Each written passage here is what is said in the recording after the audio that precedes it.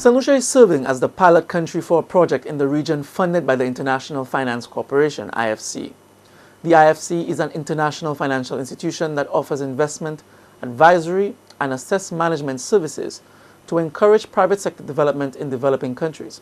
Hello everyone, welcome to the CTV News. I am Valentine Dantes in for Lisa Joseph. The project is the review of the island's tax incentive regime. This week, representatives from around the sub-region, the OECS Commission, the World Bank Group, and the Ministry of Finance are meeting here for a seminar on tax incentives. The objective is to strengthen the capacity of the government officials to analyze tax incentives. Alicia Stevens is with the World Bank Group.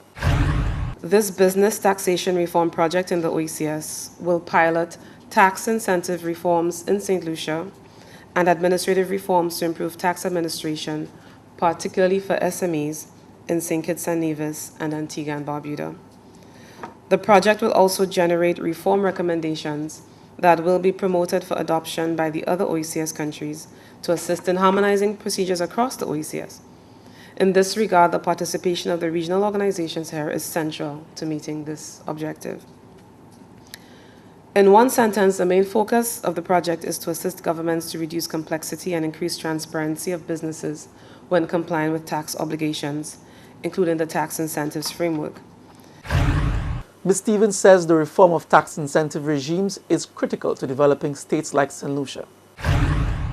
Our task this week will be to focus on the technical aspects of the analysis of tax incentives, in particular regarding the estimations of their costs in terms of revenue foregone, as well as good practices in the managing and governance of these incentives. And you will note from the agenda that we'll be looking at transparency, which is, while as mentioned before, the project will pilot St. Lucia in the tax incentives component, the idea and the objective is that all OECS countries can benefit from this work, and the project can contribute to further supporting regional harmonization and cooperation amongst tax authorities to help businesses operate across the OECS economic space. Meanwhile, Permanent Secretary in the Ministry of Finance, Reginald Darius, has noted the importance of conducting the review in the context of foreign direct investment. Contrary to popular opinion, he says the wide-ranging incentive scheme available isn't attracting potential investors in the expected numbers. It is indeed interesting that whilst the Caribbean region and St. Lucia, for example, has some of the most wide-ranging incentives for foreign direct investment, especially in the case of St. Lucia, we've not seen the corresponding increase in foreign direct investment to match what seems to be a pretty liberal regime. Likewise, the impact on trade generation and economic growth is difficult to assess due to unreliable data on investments and the direct and indirect cost incentives. There are a number of other associated costs of incentives, which include revenue foregone, administrative. It's pretty cumbersome to administer the system of tax incentives. And of course, there's always the cost of dislocation and inefficient allocation of resources which are associated once you have such a large system.